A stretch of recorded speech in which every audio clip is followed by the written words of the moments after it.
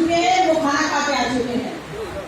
तो एक बार ऑल जिंदाबाद।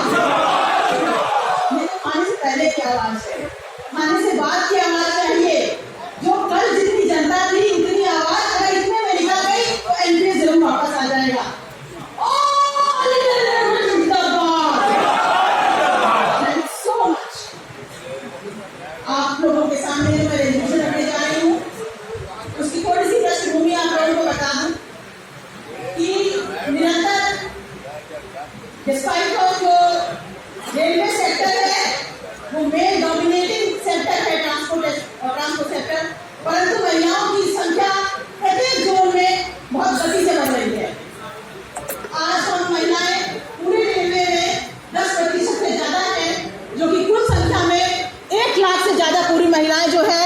और अगर मैं ग्लोबल आंकड़ों पे जाऊं, टाइम्स ऑफ इंडिया की अगर मैं रिपोर्ट पे जाऊं, तो इंडियन रेलवेज विमेन के टर्म्स में biggest employ in the world है, विश्व का सबसे बड़ा एम्प्लॉयर है, जिसकी महिला की संख्या सबसे ज्यादा अधिक है। अब जब इतनी महिलाएं हैं और 2000 से हम लोगों ने अपने महिलाओं की समिति बना ली है, महिलाओं में चेतना का विकास किया है, एम्पावर किया है, उनको आगे लाने का काम हमारे नेतृत्व ने किया है, तो अवश्यंभावी जब महिलाएं नेतृत्व में आएंगी तो महिलाओं की बातों को रखने की बात अवश्य आएगी। तो मैं सबसे पहले तो वो धन्यवाद देती हूँ उज्जैन के उस हमारे एजीएम को, जबकि पहले ये होता था 21वें हमारे एनुअल जनरल कन्वेंशन तक कि हम अपना रेजोल्यूशन एक अलग से लाते थे, उसको अलग से रखते थे। वास्तविकता यह है कि उस पर इतना ज्यादा ध्यान नहीं जा पाता था अन्य मुख्य मुद्दों के साथ साथ। महसूस किया हमारे महामंत्री ने कि महिलाएं निरंतर हर क्षेत्र में बहुत ज्यादा काम कर रही हैं, परंतु उनकी आवाज जहां तक पहुंचनी चाहिए वहां तक नहीं पहुंच रही है। ऐसा महसूस होने के साथ उन्होंने उज्जैन में मेन रेजोल्यूशन के साथ में विमेन रेजोल्यूशन का रखने का काम किया, जो कि हमने चाइल्ड केयर कैंपेन की बात करी थी। इस हॉल में बैठे सारे बुद्धिजीवी जो हैं वो जानते होंगे, क्योंकि आप सबके श्रेय से, आप सबकी सहयोग से, आप सबके दिशा निर्देश के कारण वो चाइल्ड केयर कैंपेन इतना सफल हुआ और हमारी नेशनल कन्वीनर और प्रेसिडेंट और जनरल सेक्रेटरी उसको नेशनल सेक्रेटरी को देने का काम किया, जिसमें उन्होंने ये विश्वास दिलाया कि हम छठे वेतनमान में जिस स्वरूप में चाइल्ड केयर थी 100% पेड चाइल्ड केयर वापस दिलवाने के लिए आपके साथ सहयोग करेंगे। मैं आप लोगों को बताना चाहूंगी, उसी चीज को हमने आगे बढ़ाते हुए अपने आज का रेजोल्यूशन रखा है, facilities amenities to women employ in Indian Railways. कल के बारे में बताऊंगी, कल हमने एक विमेन कॉन्फ्रेंस करी जो हमारी 23वीं विमेन कॉन्फ्रेंस थी, उसका सक्सेस रेट बताना जरूर चाहूंगी यहाँ पर कि इसी हॉल में हमने करी थी और यह हॉल पूरी तरह हमारी महिला कर्मचारियों से भरा हुआ था। पहली बार ये ऐतिहासिक पूरी का अधिवेशन है महिलाओं का, जिसमें 700 से ज्यादा ईस्ट कोस्ट के पास में महिला प्रतिनिधियों का नॉमिनेशन आया था, यहाँ ईस्ट कोस्ट की धरती पे, भुवनेश्वर की धरती पर आने के लिए। ये ऑल इंडिया रेलवे मेंस की महिलाएं हैं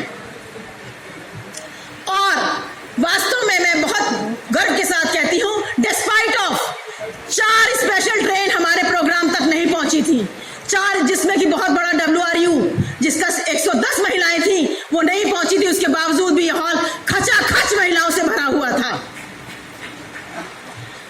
हमारी कल की कॉन्फ्रेंस में 13 जोनल विमेन चेयरपर्सन्स ने अपनी रिपोर्ट दी, 2 प्रोडक्शन यूनिट्स की महिलाओं ने अपनी रिपोर्ट दी। बहुत गर्व की बात है, प्रोडक्शन यूनिट से कम संख्याओं में होने के बावजूद भी चेतना का विस्तार हो रहा है और महिलाएं जो हैं वो आगे आकर के रिपोर्ट देने का उन्होंने काम किया। और 5 हमारे यूथ कॉमरेड जो कि ज्यादातर उसमें हमारे ट्रैक मेंटेनर और लोको पायलट थी, उन्होंने आके अपनी बात कही और अपनी परेशानी कहने का बात किया, जो कि हमारे आज के इस रेजोल्यूशन को सपोर्ट करता है, facility amenities to women employees in Indian Railways. छठे वेतनमान में बहुत आसानी से नहीं पाया था हमने ये चाइल्ड केयर लीव, और ये चाइल्ड केयर लीव को जब हमने 7वें वेतनमान में रखने का काम किया, हम इसको ना भी रखते, लेकिन जब ARF की रिकमेंडेशन 7th पे कमीशन में गई तो चैप्टर 28 में हमने अब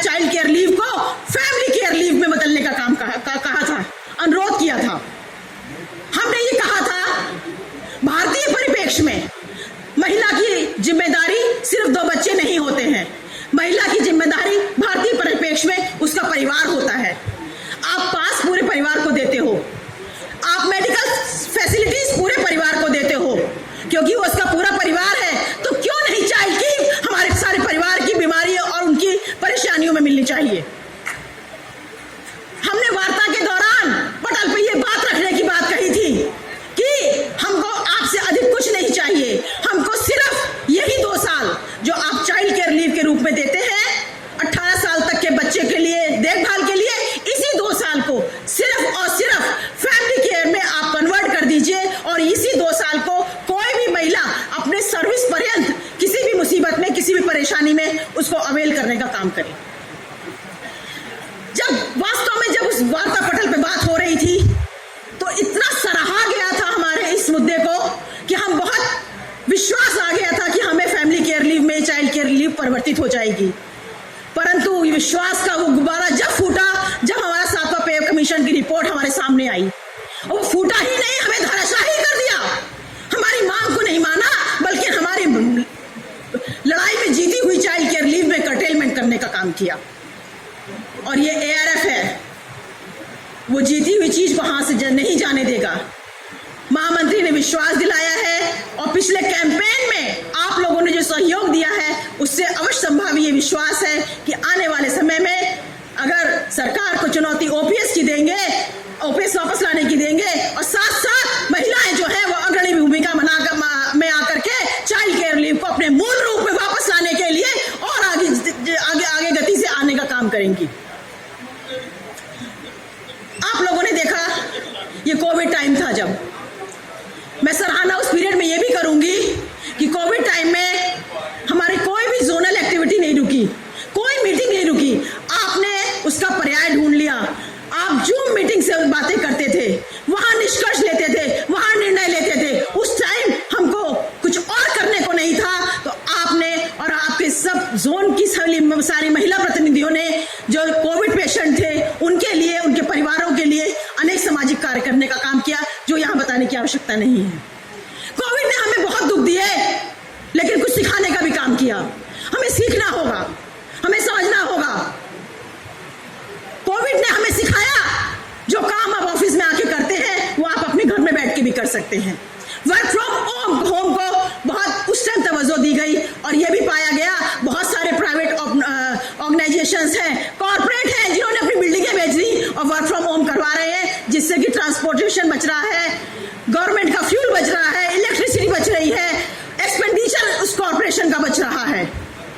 हमारा अनुरोध है कि महिलाओं के लिए जो एडमिनिस्ट्रेशन में काम करती हैं उनके लिए आप वर्क फ्रॉम होम की सुविधा प्रदान की जाए। ये बहुत पुरानी मांग है, परंतु हम फिर से इस मांग को दोबारा से उठाते हैं कि महिलाओं के लिए वर्क फ्रॉम होम और फ्लेक्सी टाइम का प्रावधान किया जाए, जिससे कि महिलाएं और ज्यादा मानसिक रूप से मजबूत होकर के अपनी एफिशिएंसी को प्रूव कर सके और अपने काम में और बेहतरी ला करके रेलवे की उन्नति का काम कर सकें।